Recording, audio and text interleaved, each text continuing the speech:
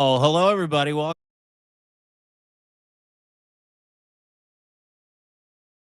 to Monday. Forget Taco Tuesday, forget Taco Wednesday. We've got so many days of the week, but it's Monday. Trump needed an off ramp. It is Taco Monday, and mainstream media did the very best this weekend to try to make sure that everybody lived in an alternative reality, including and not limited to one Scott Bessent, who's now doing oil jujitsu. Yes, that's right, oil jujitsu. We are in the dumbest of times. It has never been a more dangerous time, specifically to travel to the United States. We've got a story about that includes a very sad turn of events that happened at LaGuardia yesterday. We have a couple of Air Canada pilots dead. We've got some severely injured Canadians that landed at LaGuardia. It is all coming down in and around Donald Trump, and I am, as always, in receipt of those receipts, as is my very good friend, the co-founder of the Save America movement. He is a political strategist extraordinaire. He's he's won a couple of big campaigns, including one for president. He served as the senior advisor to George Bush. He also helped win a campaign for one Arnold Schwarzenegger and rode shotgun for the incredible campaign of one John McCain, who we all miss incredibly today. And we've got some Lindsey Graham clips to play for you when it comes to that. So without further ado, this is Dead Air, where we go through and we look at what everybody did or did not talk about, the dereliction of duty when it comes to media, what is going on in the media. And to join me to have a chat to this afternoon, please welcome the co-founder from The Warning, co-founder of the Save America movement, Mr. Steve Schmidt. Steve, how are you, sir? I'm good, Dean. How are you? It's good to Good. see you. I hope that intro, was warning-esque.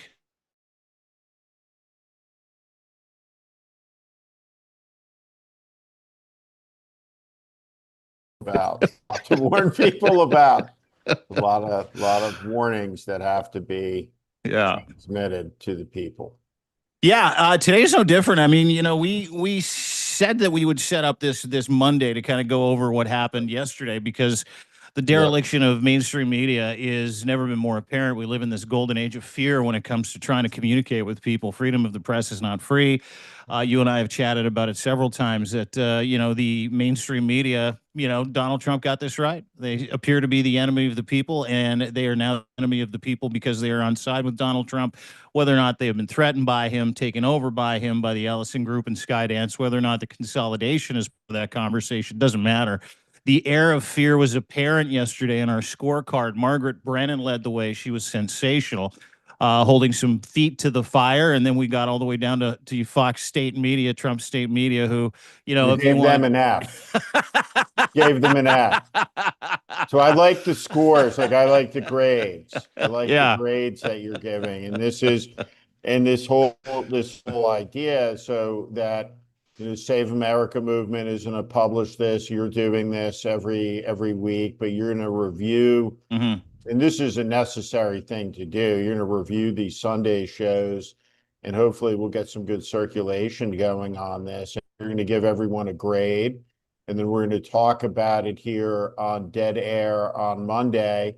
We're going to go through the grades. We're going to go through the clips. We're going to talk about these Sunday shows because this is where Trump's top minions show up and they expose themselves to questions.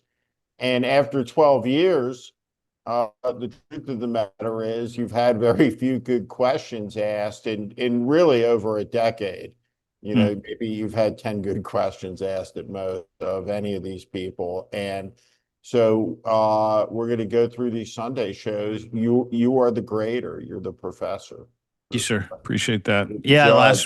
last week's grades didn't get a passing grade from you. The professor No, emeritus. no. You're too fucking nice, dude. The Canadian judge is very just. You're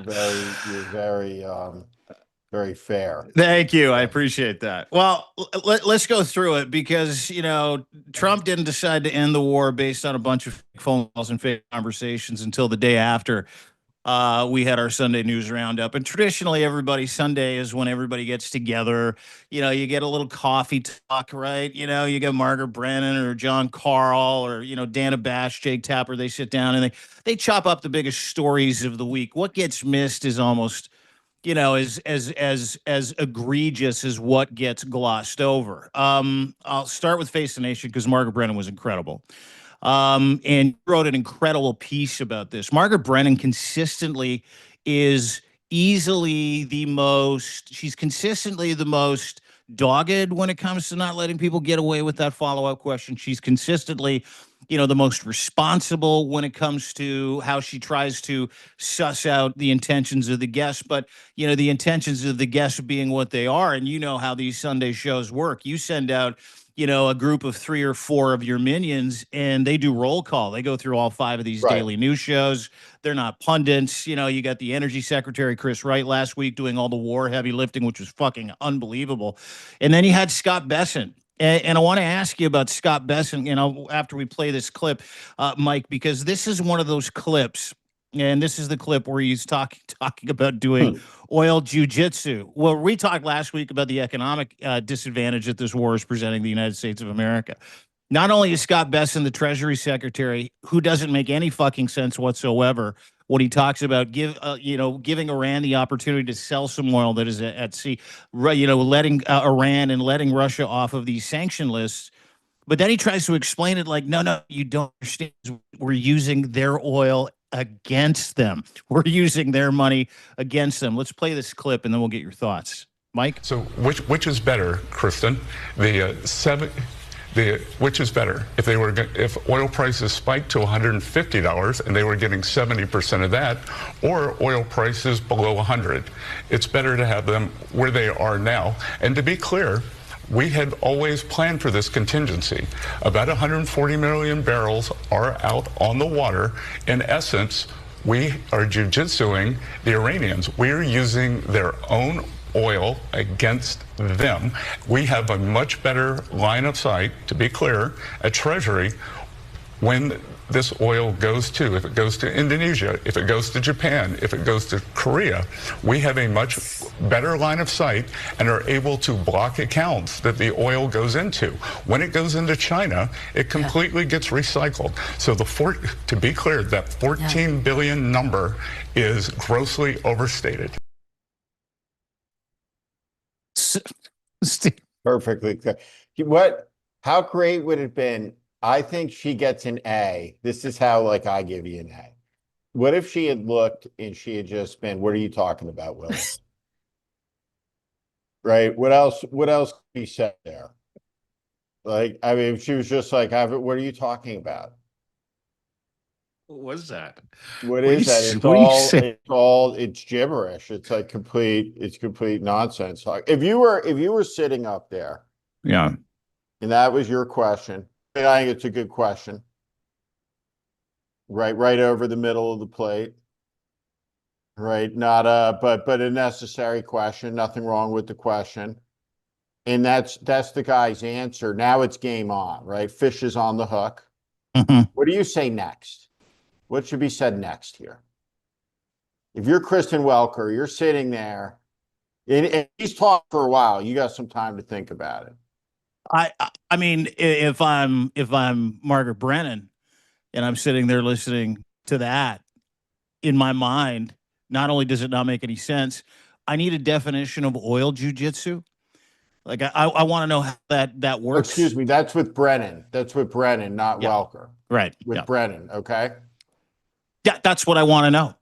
I would like to know what the fuck you just said. That would have been the first question out of my mouth. What does any of that mean? Number one, in the words of Arnold from Different Strokes, what you talking about, Willis? That's Absolutely. What are you talking about, Willis? And has this oil jujitsu been used before? Or has Trump invented this as a new form of power, diplomacy, whatever you may wish to call it? I don't know what it is, though, Steve. You've got this look on your face where you're getting ready to laugh, but you're not sure if you can because you know you have to. I don't understand. That's the Secretary of the Treasury. Oh yeah, Secretary of the Bitcoin. These guys These guys are a preposterous lot. They're going to be hard to explain. They're going to be hard to explain. History is going to have a terrible judgment of them. Yeah. And of us as a people. Really incredible. Yeah. That's why Margaret didn't get an A+, by the way, because she didn't go, excuse me. I need to know what this oil jujitsu is. I need to know what relieving sanctions on this regime that you're now actually allowing to go out and make money to fight us, to fight you. That to me was the logical follow-up question, because not only does it not make any sense, but in the reverse, what you've done, your oil jujitsu, is allow them to make, you know, a shitload of money because of where Brent crude is, because of what you're doing to Iran, because of the fact no one can get any oil through the Strait of Hormuz. So explain how this jujitsu thing works. Not only could he not explain it, he then went in a series of circles in that explanation. And it's so preposterous. What am I trying to say? Preposterous. That's what I'm trying to say. It's so fucking ridiculous. That was what I should have went with, right? Fucking ridiculous. That anybody sits there and watches any of this on a news show and goes, well, that's the Secretary of the Treasury. Probably means something that I don't understand. And that's the loop that a lot of people get sucked into. And he did it again when it came to Donald Trump being asked by Margaret Brennan. Said, hey, listen, Robert Mueller died this week, and Trump put out a tweet that said, good, I'm glad. So he can't hurt any human beings anymore. I want your thoughts on it because you wrote a piece, but let's play the clip, because the explanations, it's like, yeah, but do you have an idea how hurt his feelings were during that? This is amazing. It's amazing. If you could play it, Mike, it'd be great.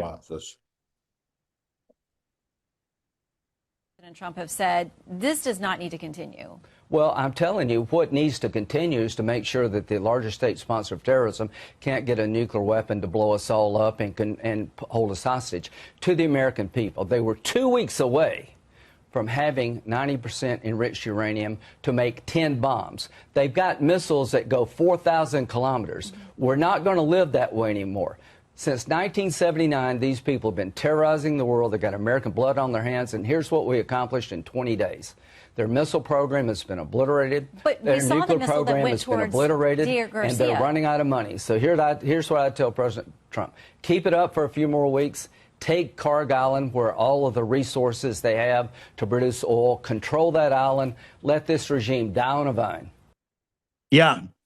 So that's unfortunately Lindsey Graham, which will come handy a little later on. But Mike, if we could get that clip, it's Scott Bessent, and he's talking about the death of Robert Mueller and the fact that he sides with Trump because Trump said, "quote Do you have any idea how much he hurt my feelings?" If we have that clip, don't have the second Bessent clip. Okay, no problem. Anyway, we don't need a the beautiful clip. moment. Yeah. Beautiful moment. The beautiful moment where, if I understood what Besson was saying, was that in this moment of Robert Mueller's death, former director of the FBI, a Bronze Star recipient, a Purple Heart recipient, United States Marine combat veteran, is that Trump, who said, good riddance, I'm happy he's dead, he won't be around to hurt innocent people, meaning Trump anymore. That Scott Bessent explained that, yes, you have to see it through Trump's eyes and how badly Trump was hurt. And so, if we want to be sensitive about Robert Mueller's death, we have to appreciate that it's really about Trump, I guess, is what Scott Bessent was trying to tell us after the oil jujitsu. Yeah, that's exactly. Thank you. I appreciate that. It's almost as good as having a clip. It's almost verbatim. I appreciate that. It wasn't just classless. I mean, for a guy that sent ICE squads to people's houses who sent around Charlie Kirk memes, I thought it was unbelievable. He's canonizing Charlie Kirk, self-avowed racist. He's canonizing a self-avowed violent white supremacist, martyring him, and you have a career civil servant, a guy who served with distinction his country in Vietnam, a guy who, towards the end of his life, who was quite sick, and you could see that he was pretty sick, right, when he was doing the Russia investigation. Give whatever he had left to his country. He dies of natural causes, Robert Mueller, at 81, and Donald Trump did good, and then use that as an opportunity to not only dance on his grave, but to assert the fact that he's been innocent of everything, and Robert Mueller did everything to hurt him. Robert Mueller gave him out, dude. Robert Mueller protected the office of the president when it didn't deserve to be protected. Robert Mueller did and continued to serve that country with distinction until the day he fucking died. Donald Trump won a bowling trophy in university. Donald Trump dressed up like a military guy when he went to military school and literally posted a picture of him dressed up in military garb standing next to his parents in high school and tried to pass himself off as Robert Mueller in the last 15 days. And for him to mock the death of a career civil servant like Robert Mueller that has the panache and the CV and the service record of one Robert Mueller, I thought it was, and it wasn't surprising, but I thought it might have been the lowest point of this regime, which is saying something because we've had some low points. No, he's really despicable. He's really appalling, as we all know. And when it comes to this type of stuff, I think the only thing that's lower than Trump is all these people who get on their knees, like Scott Bessent, who try to justify it and appease it and explain it and rationalize it and celebrate it. It's just despicable. Yeah. It's despicable. Yeah. It is. And I, thoughts and prayers, obviously, for the Mueller family, but at the same time, I mean, that is a sitting president, and you had an incredible write-up on this where you talked about Lincoln, and his Gettysburg Address. Now, there's comfort, that leaders give everybody else in these moments. And what I read, what you said, it was this just incredible lack of leadership, right? I mean, it's not even there. It's not even a conversation that we have around Donald Trump anymore. It really isn't. And in those moments, that's when you find men. That's when you find patriots. It's where you find people that are willing to serve their country. And in that moment, it was incredible because it typified everything that I thought Donald Trump was, that we know he is, which is just someone who doesn't give a shit about that country, its history, or the fathers and the brothers and the sisters and the uncles and the aunts that made it what it is today and the sacrifice that they made. Because that man, Robert Mueller, whether you believe in the Russia hoax or not, that man served his country with incredible distinction, Steve. Yeah, he was a Marine officer, combat veteran of the Vietnam War, and it is not for nothing that Donald Trump is talking loosely about using the Marines to invade Karg Island in the Persian Gulf off the coast of Iran at the same moment when he's disparaging the life achievements in the service of a decorated Marine combat veteran like Robert Mueller. Again, it's just, he's somebody who has absolutely no class, that is served by this ring of cowards who go out and expose themselves every Sunday. And it's always interesting to watch because so much of the absurdism, so much of the bile, right, that they defend, all of it is so predictable. And it's a collision that's preordained to take place, same time, same place every week with usually the same cast of characters who go out and say things that are just blithely untrue, mean-spirited, awful to say. They defend the lowest and the worst of everything all the time. And it's just an astonishment of the age that largely they've gotten away with it because there's an absence of an ability to respond to it with a collection of dignity and righteousness and virtues that say this is appalling and here's why, and to make the defense of the virtue as compelling as the insult to it. Yeah, that's a great point. And, you know, I remember those interviews, like Barbara Walters. She was able to call people out on their ridiculousness. Do you remember that? Like, you remember when people would be at these interviews, Barbara Walters, like, listen, I talked to the banks. They say you're poor. Screw the banks. They don't know what to talk about. He gets away with that pass everywhere. And it was also evident with Jonathan Karl on ABC. His grade was about a C plus. You had Tom Tillis, who was on the show, and he was like, yeah, you know, yeah, ICE is a bit of a problem. I get it. Should we really have them in airports?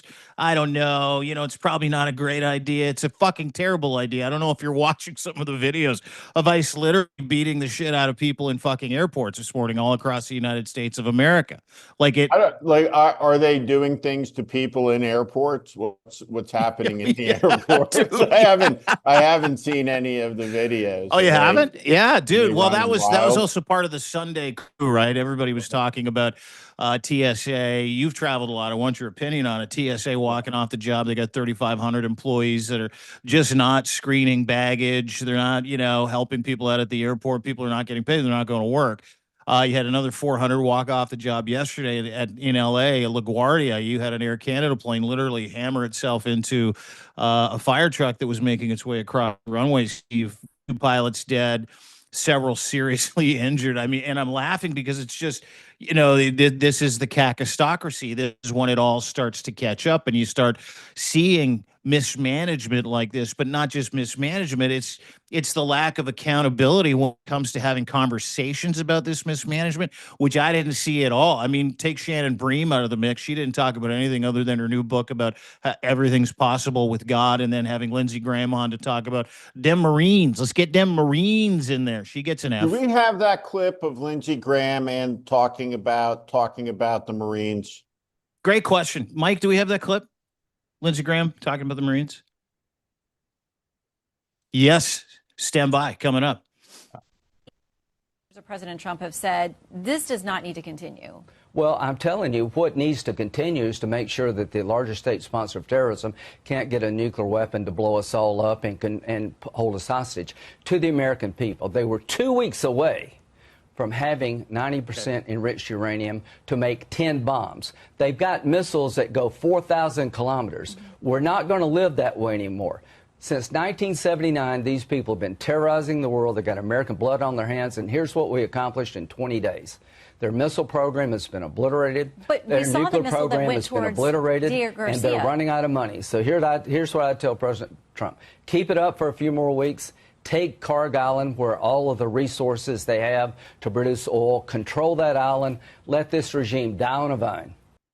There you go. You didn't hear the word Marines, but that was probably in the next 10 seconds where he's like, send in them Marines to Carg Island. Well, he was, there's an Atlantic magazine article, and the article cautions about the use of conventional ground forces, and he is challenged with that, and he goes, he don't know what he's talking about. I'm betting on the Marines. The Marines did Iwo Jima.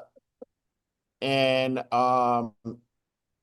it is true the Marine Corps did Iwo Jima, but as he cavalierly talks about it, you know, Iwo Jima, where the commanding general famously said valor, uncommon valor was a common virtue. It was the only Pacific Islands where American casualties exceeded Japanese casualties, as the Marine Corps hopscotched across the Pacific, moving ever closer to Japan in the Pacific War. So when you look at the casualties of Iwo Jima, and you see a United States senator who, more appallingly, was an Air Force reservist and a colonel, but talking blithely about Iwo Jima as if we want the Marine Corps, as they get ready to assault Carg Island, to have Iwo Jima on their mind, which, God forbid, that should ever happen again. And it's an astonishing thing for Lindsey Graham to be saying. Just incredible, actually. You didn't Incredible. expect Shannon Bream to bring up that context there, did you? Yeah. Shannon Bream. It's incredible. Like, Dude. I mean, this is all of it's gonna be in a museum someday. Yeah. All of it's gonna be in documentaries looking back. This is Shannon Bream. She'll have this 30-second role. Oh, look, that's Grandma. That's Grandma selling her book at the end of an interview with Lindsey Graham where he wanted to repurpose Iwo Jima, and she sold a book called All Things Are Possible with God. I don't know if you know that at the end of each one of those shows. Yeah, that's why I give her an F too, right? It's because at the end of every show she hawks this book about the miracles that she's seen in her life from God. Never is there a conversation. And you know what I noticed this weekend too, Steve? And this is like, Does God want her to ask any questions about that Doug Wilson guy around Pete Hegseth, around the crazy pastor who believes in slavery and taking away the rights of women to vote? I don't know. Did God put her on Fox News maybe to ask any questions of that fucking guy? I don't think so. Like, I don't know, huh? Like, but that's what I'm saying. I mean, you watch these shows and it's easy to see in everybody's roundup, ABC, scared shitless, John Carl. He's like, well, this Tom Tillis said this, and I believe him. Margaret Brennan, Kristen Welker leading the way every week. A couple of very fearless young ladies, fearless women who continue to do just an incredible job of making sure that people hold truth to account, right? But one of the things that I noticed specifically going through these shows is I'm like, man, there's only 5 of these things for 360 million people. There's only really 5 shows that they funnel people into on Sundays. And of those 5 shows, Steve, they had 5 of the same guests telling the same story. Like Mike Walls, he appeared on a couple of different programs. I've got a Mike Walls clip I'd like to play here. And this is what he repeated on every show. That's like they're funneling as many people through the contracted experience of mainstream media on a Sunday. If you could play this clip, Mike, of Mike Walls, that'd be great. Would love your thoughts. On Friday, the president tweeted, "The Hormuz Strait will have to be guarded and policed as necessary by other nations who use it. The United States does not." And then last night, he threatened that if Iran doesn't fully open the Strait of Hormuz within 48 hours, the U.S. will hit and obliterate their power plants, starting with the biggest one first. So which is it? Is the U.S. opening Hormuz by force or having others do it?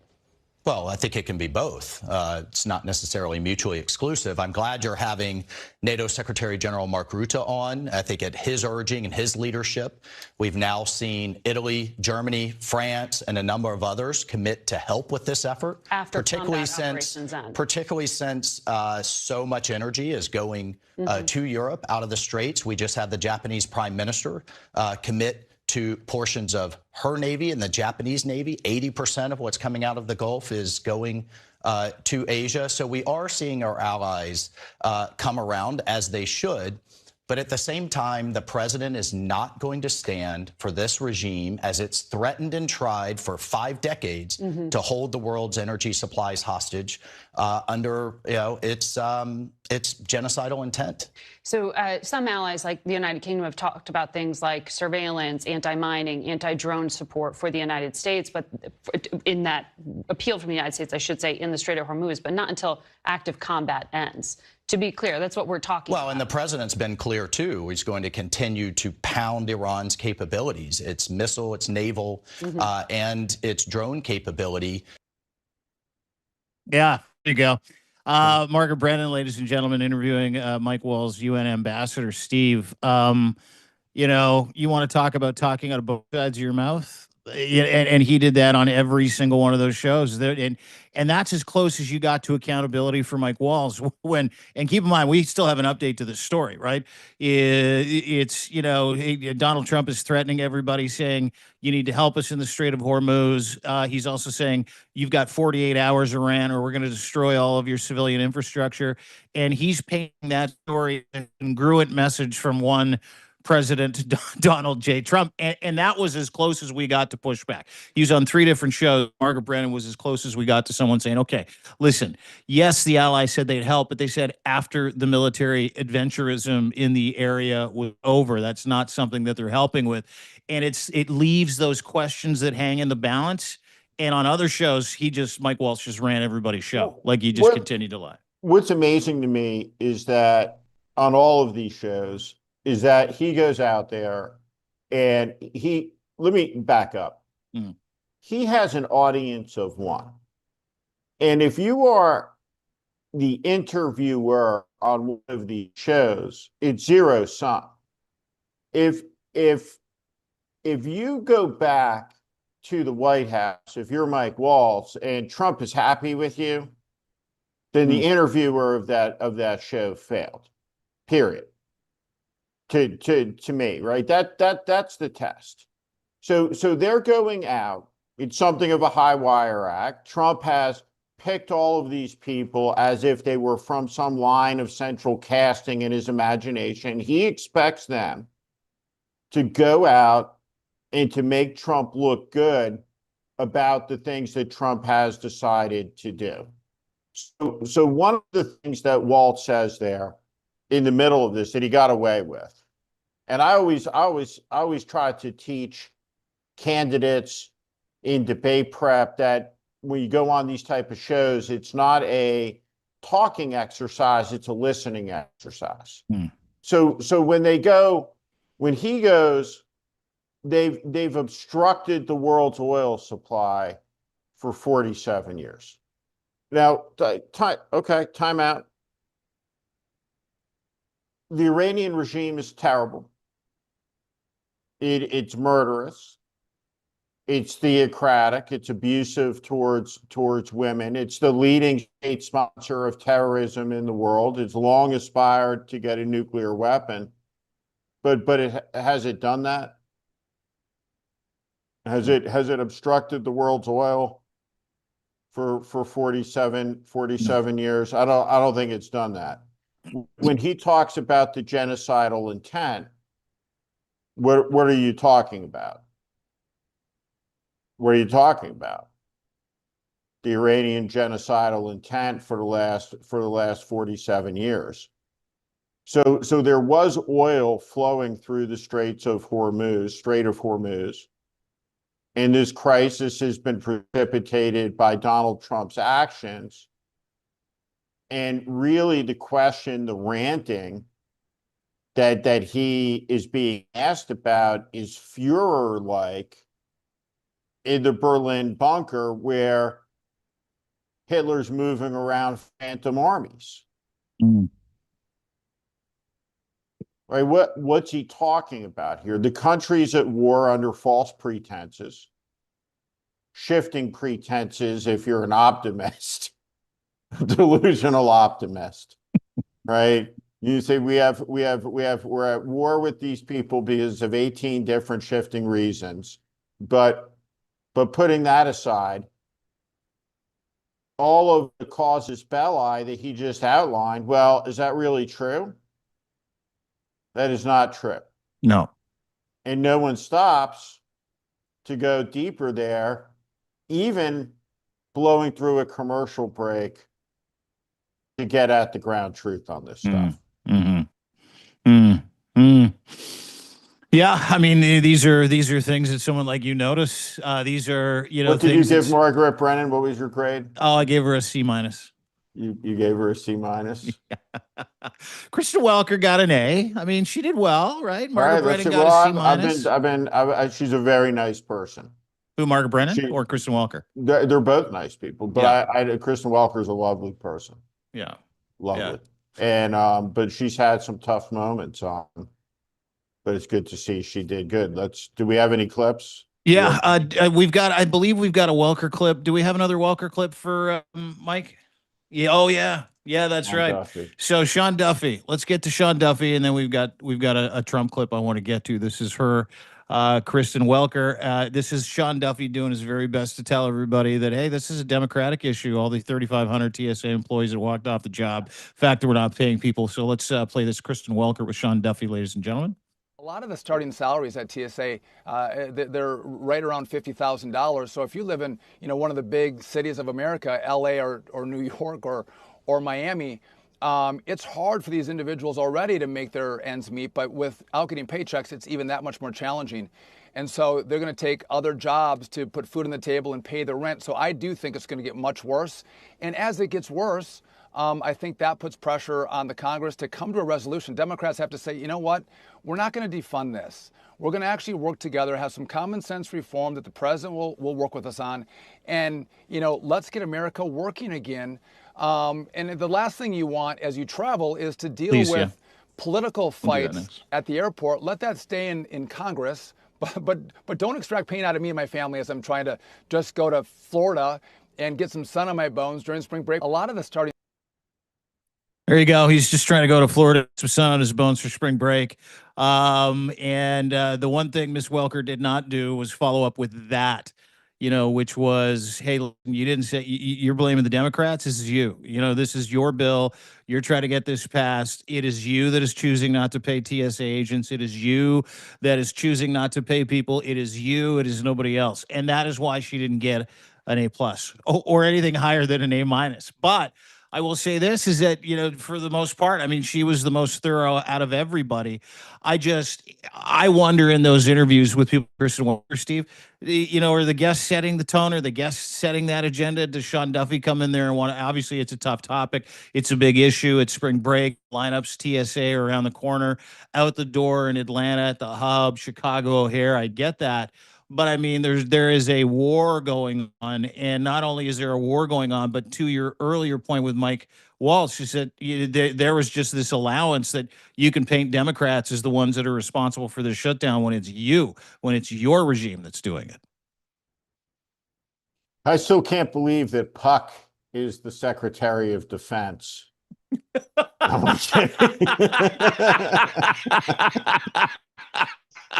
amazing. Sean Duffy. It's extraordinary. Secretary of Transportation. Right. From the real world. Those are his qualifications, dude. And, we leaned into it, right? Like today. I've got a post up at deanblundell.substack.com that talks about this, is that Air Canada has a spotless record. Today, you've got 2 dead pilots on the runway LaGuardia. LaGuardia is shut down right now. It's shut down until 2 p.m. This is the busiest one of, if not the busiest airports in the fucking world, So the issue why the government is shut down, and we can get into this a little bit, and this is part of my frustration with Democrats, is that once you stake out a position and you plant the flag, you have to hold your territory. You have to hold your line. And what the shutdown is about is that Democrats have said no more masked secret police that are operating outside the rule of law, outside the Constitution, that think the Fourth and the Fifth Amendments and the First Amendments and the Second Amendments don't apply to them. The 10th Amendment doesn't apply to them. We're not going to have masked secret police, masked secret agents running around the country. Now, we know a little bit more, by the way, about some of this in the aftermath of the Kristi Noem debacle and departure. As it turns out, her lover, Corey Lewandowski, without Senate confirmation, without any statutory authority, as a, quote, special government employee, is in fact the commander of all of this, with Greg Bovino reporting up to him. So the Democrats drew a line in the sand and they said, no, you have to make a decision. You lead the executive branch of the government, but we're not going to tolerate this. We control the purse strings of government. and we'll shut this department down. And one of the implications of that in order to sustain a mass secret police, which the country didn't have 2 years ago, Donald Trump is willing to shut down the TSA, which the country didn't have until 26 years ago. Now, one of the great ironies of this is that all of these ICE guys who have now been sent to the airports to do who knows what, but none of them know how to run the security scanners or do any of those things. But the ICE people who are standing around are not wearing masks. Yeah, did you see that? Right? So that's the whole point. If you want to do immigration enforcement, which is the law,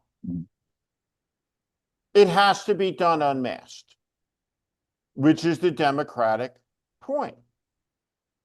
Right? Trump hasn't flooded ICE into airports masked. They're unmasked. If they can be unmasked in the airport, why can't they be unmasked in Minneapolis on the street? Do you know the answer to that? Do you know why they're unmasked in the airport? Because I don't, because they're inside. I don't know. I don't know, but it makes no sense, right? They're being photographed in the airport. Yeah. But again, right, this argument in the United States, you have all sorts of federal judges that stare down all sorts of notorious mobsters, all manner of prosecutor who stare down all type of killer without masks on. And so again, the inability to constantly make an argument about what's happening, why it's happening, what's required. Right? Your Democrats should be very comfortable saying, if what's required is to stand in line for 7 hours to get a message to Donald Trump that he's got to take the masks off these guys, that's what's required. We're not voting for it. Yeah, that's all the context that was missing from every one of those shows this weekend, Steve. Coincidentally, right? No one talked about, they didn't talk about the issues, whether it was this week or State of the Union. They would talk about the TSA strike. They wouldn't really get into why, the impetus of it. And there was one point, too, during the weekend, and not one of these news shows covered this, not one. But there's one point this weekend, Steve, where we got news that Donald Trump himself, and this is what I thought was fascinating, that Donald Trump himself had no problem sending ICE into these airports, that they were going to be in blue state airports specifically. That's what he was targeting. He was going to target these blue state airports. And it dawned on me that this is immigrations and customs, right? This is what they're trained for. This is kind of where they fucking should be. They should be in airports. They should be, talking to people when they come across the border. They should be enforcing immigration and customs laws on behalf of the United States. It's almost like this is exactly where they should be to begin with, right? This is, and to your point, not wearing masks at all. And I watched video after video after video of these ICE guys. They were very different in the airport than they were walking the streets of Minneapolis with Greg Bovino, masked, with weapons in their hands. Very fucking different. Very demure, saying hi to people, waving to people, shaking hands, because you could see who they were. You could see their faces. And he had a kaleidoscope of races that were, which is what I just assumed they were just a bunch of white nationalists that wanted to go and whoop some migrant ass. But you had Hispanic guys, you had black guys, you had Asian men, women, you had a real cross section of people. And I'm like, oh, okay. Yeah, the humanity involved here is very different than what I had expected in the story that was told to me. But to your point, every single one of these unmasked ICE agents doing their job, enforcing customs immigration, enforcing those laws, they were kind as punch. I saw one ICE guy's like, the concession's down here. There's a Starbucks. You can go get yourself some TGI Fridays. I got a beautiful TGI Fridays. They're nice now. Yeah. They've turned nice in the airports. Listen, I think that as we look ahead to what comes next, I want to see a Democratic Party as a reform party. And I want to see hundreds of pieces of legislation passed by the next Democratic president, Democratic Congress, and there shouldn't be a TSA. TSA was created in the aftermath of 9/11 because the regime of independent security contractors had failed, and there was a lack of imagination. And of course, the overreaction to this is we need to have a security state response of a new federal agency with scores of tens of thousands of agents, officers with badges on. And TSA agent dresses completely differently than a Canadian security screener, for instance. A Canadian security screener doesn't have any of the trappings of law enforcement, right, attached to them. So the TSA guys are dressed like a police officer used to be dressed, and every police officer is now dressed like a member of SEAL Team 6 in the United States, right, including the ICE guys running around. But we don't need to have a TSA. What we need to have is competent, professional privatization, state-of-the-art security to protect commercial and civil air travel. That's the important goal. That's what the standard has to be. And so these agencies, Customs and Border Patrol, to my mind, has to be broken up. It's in Canada, it's the Canadian Border Protection Agency. I think. Maybe you call it the U.S. Border Protection Agency, but the uniforms have to go. All of that, all of those things, all of those trappings, all of those symbols of this era need to go. And we need to demilitarize the police in the United States. We need to demilitarize the alphabet soup of federal agencies. I don't know if you keep the FBI, if you don't change the name of it. The truth of the matter is, from the civil rights era through this era, there's a history of a lot of disgrace, a lot of failure, a lot of abuse in the FBI. And maybe that needs a new name. Maybe the Department of Justice building has to go. It was an iconic structure in DC, but it's completely degraded and defaced, and maybe it needs something with a new beginning. But at any rate, all of these things have to be talked about, have to be contemplated in response to the abuses of the rule of law and justice that have taken place over this Trump era. Yeah, wipe the slate clean. I don't disagree. Now's the time to do it. Last thing, before I let you go, Steve, everybody, Steve Schmidt, the warning, make sure you hit the chyron at the top, part of the Save America movement, one of the founders of the Save America movement. You got to have whiplash, being a political strategist and watching the just incredible strategic ambiguity of the Trump regime. A couple days ago, he said Iran had 48 hours to allow the safe passage of 3,200 tankers, super tankers that are currently trapped in the Strait of Hormuz, because he's such a brilliant strategist that's what's going on.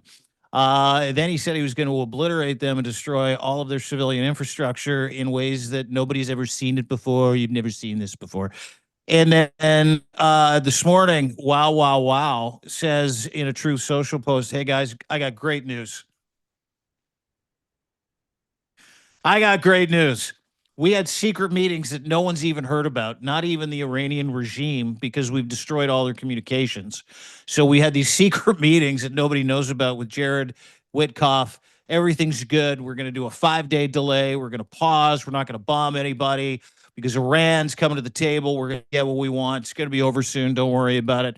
Then we had the stock market bounce, came back 2 trillion, lost another trillion. So, a circular pattern of 3 trillion in fucking wonky losses that seemed to happen with a bunch of insider trading just before the announcement took place. So we'll put that to the side real quick. And then the state of Iran and some of Iran's proxies were asked, "Hey, is this true? Is this true? You guys, you came to the table with the United States. You're going to surrender. You're going to give them what they want." And the Iranian regime, who I believe more than I believe the Trump regime, was like, not only did we not have a conversation, nobody here knows anything about what he said. We're just reading this for the first time. And then you kind of just started to spiral out and ask other, trusted Five Eyes people about, whether or not there was a conversation.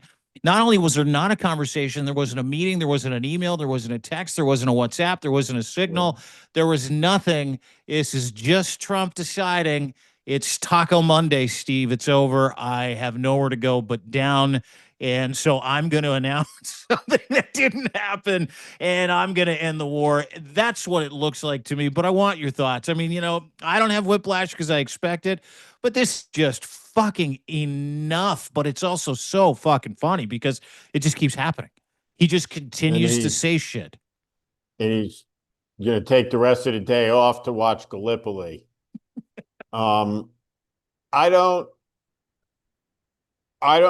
So there should be no lack of imagination about the stupidity of all of this, that Donald Trump's ability to command reality into submission on a stolen election in the United States is a real thing.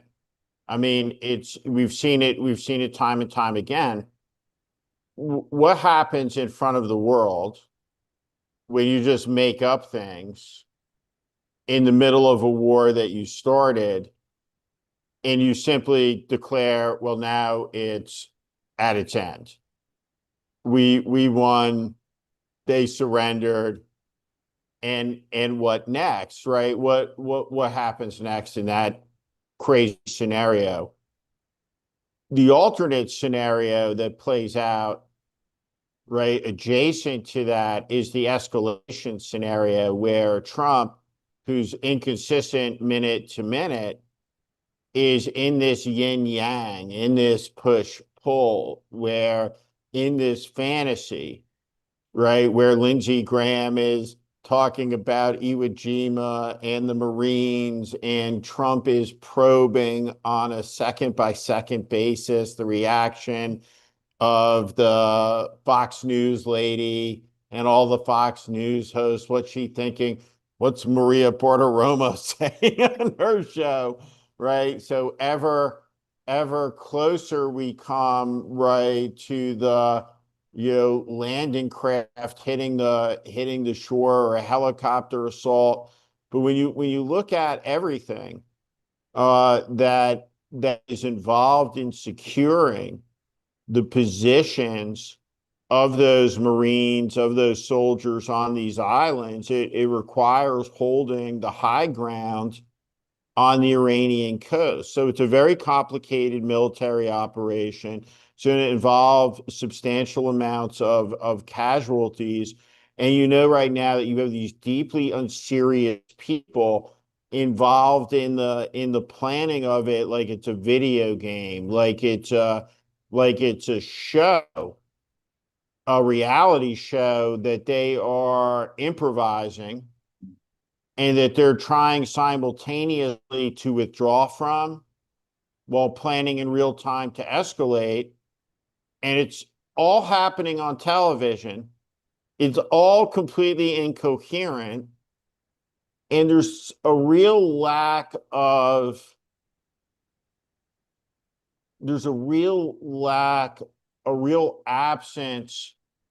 of passionate outcry and pushback in opposition to it on a moral basis, to the frivolousness of it, to the dishonesty of it, to the recklessness of it by the Schumer-led Senate.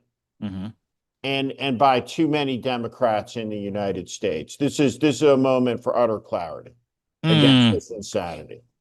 Oh, dude, glad to hear you say it. Chris Murphy says the same thing, you know, and I think great. Chuck Schumer better start, you know, he said it this weekend, Chuck Schumer better start looking behind him because he didn't get a vote of confidence. Keem Jeffries didn't get a vote of confidence. I mean, you know, you talk about that party being a reform party, and that is such welcome news when you talk about that old two-party system and how ineffective, and you pointed this out many times. I mean, yeah, Donald Trump sucks, but he beat the fucking Democratic Party of the United States of America twice for all the warts that we knew he had. Twice? Number one. Yeah.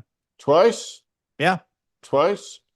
And that's a huge question that, you know, depending on what the mix of candidates is in 2027, 2028 will be a, you know, top tier or a secondary issue, but it's going to be an issue. You know, it's the entire issue if Kamala Harris is a candidate. Mm-hmm. Yeah. Well, this is the guy they beat. This is, I want to play this last clip for you before I let you go. Steve Schmidt, The Warning. Everybody, please go give him a sub. Chiron at the top, of course, with the Save America movement. Please subscribe to them as well. They're the largest citizen-run advocacy group in the United States of America. And they are global, and I am proud to throw my hat in the ring with this group of beautiful people and patriots. But to your point, I want to play this last clip. This is Donald Trump. You know, apparently if you get him on Air Force One or just ahead of Air Force One, there's more pushback in those questions, in those scrums, because this was a great question. Someone asked Trump about that tweet and his Truth Social post going, so you had a meeting, did you, with the Iranians? Can you tell us about it? Mike, if you can play the clip. Steve Witkoff speaking with Mr. President. A top person, don't forget. We've wiped out the leadership phase 1, phase 2, and largely phase 3. But we're dealing with the man who I believe is the most respected and the leader. People that seem to be running it, and they seem that based on really fact, because things they've said have taken place. Mr. President, again, Mr. President, I know you've deployed. Because I don't want him to be killed. Okay, I don't want him to be killed. Mr. President, you've deployed. Nobody wants to be that. Nobody wants that job right now. You know, nobody's exactly looking forward to being the head of that particular country, but perhaps we'll be able to solve that problem. Mr. President, Yeah. He's talking to Mo Larry in West Palm Beach.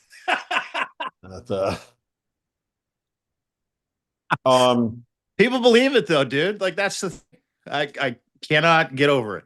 He has done this my entire life.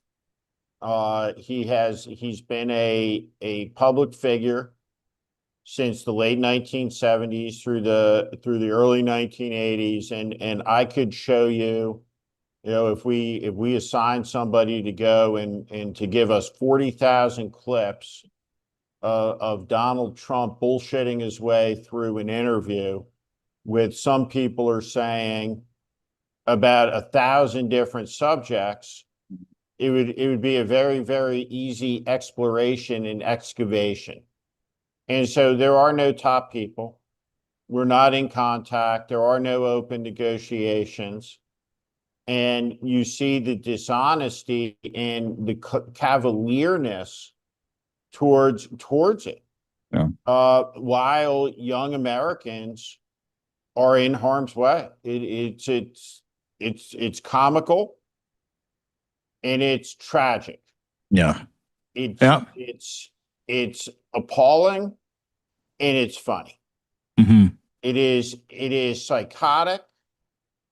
It is deranged, and the American people are responsible for it. Well said, and responsible for what they get, and they will not get upset. And that is what the Trump regime is telling you. That is what mainstream media is telling you. Please go to the Save America Movement Substack and check out the latest, specifically when it comes to the scorecard. You can check out the entire scorecard from this weekend. Yeah, let's put up the scorecard. Let's have a little peek. I want to make some revisions on the grades. I want to look at all right. All right. You got the scorecard, Mike? You got the Save America Movement Sunday MSM Kristen scorecard. Welker this weekend. She got a B-. Yep. Oh, You give her a gave B minus. Margaret Brennan an A minus. Yes. You gave Jonathan Karl a D plus. You gave Shannon Bream an F. 2 weekends of Fs. The Canadian judge, very tough. Yeah. On Fox News. State of the Union, Dana Bash dropping from a B plus to a C minus. That's right. But Kristen Welker climbing from a C minus to a B minus. Yeah. And Margaret Brennan coming on up. Jonathan Karl dropping a little. We don't have the regular in there. We don't have George Stephanopoulos. We have the replacements in there, but we have all of them together. A B minus, an A minus, a D plus, an F, a C minus. I mean, you're not getting into Harvard with those grades collectively. That's the team there, right? Right? You're not. Well, and I got to be honest. I I feel like I was too kind to Shannon Bream the first week. That was the first week where you're like, dude, I wish I had you grading my math tests in fucking high school. So I had to get real. So I apologize. But yeah, if you go to deanblundell.substack.com, you can check it out. Week 3 scorecard. Who is going up? Who is going down? Why they're going up and down? What was asked? And it's always, yeah, I think with each one of these pieces, it's always what they don't cover. It's always what they allow people to get away with. It's for so much what they didn't say or didn't do. But contraction being what it is and the State of the Union being what it is, just another disaster if you weren't named Margaret Brennan or Kristen Welker this weekend. As the Dead Air feature continues. It's week 3. and that's him. And that's Duffy. That's Sean Duffy from back then. That's it Buck? That's Buck. And he's the Secretary of Defense now. That's amazing. And he's got all those Christian nationalist tattoos. That's right. Deuce Volt. Yeah, he's going to get him. Can I just say like one last thing about Scott Bessent is, over the next 20, 25 years, as history makes its judgment against him, it's going to be very brutal for the guy. It's going to be very brutal. Why? I think history is a brutal judge. I think the world will become very small. Look at Kristi Noem already. What life is like outside the gates, outside the patio. Outside the compound. No motorcade, no government housing, no Air Fuck One, none of it. None of it. What is she doing? I thought she was running Shield of the Americas, Steve. No, but I'm going to tell you something. This Corey Lewandowski, we got to talk about this. We'll talk about this on Friday when we get to the end of the week. But Corey Lewandowski's in a lot of trouble. These contracts, the advertising campaign, it looks like a couple things have been established. Looks like about $33 million in fees were generated out of that spending. So who got the $33 million? Is the question, and how did it kick back to Corey?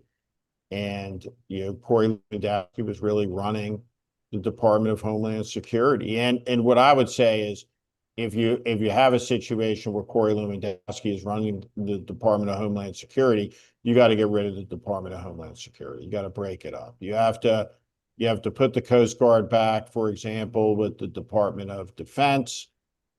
Need to break up this agency that's become a real threat to the liberty of the American people.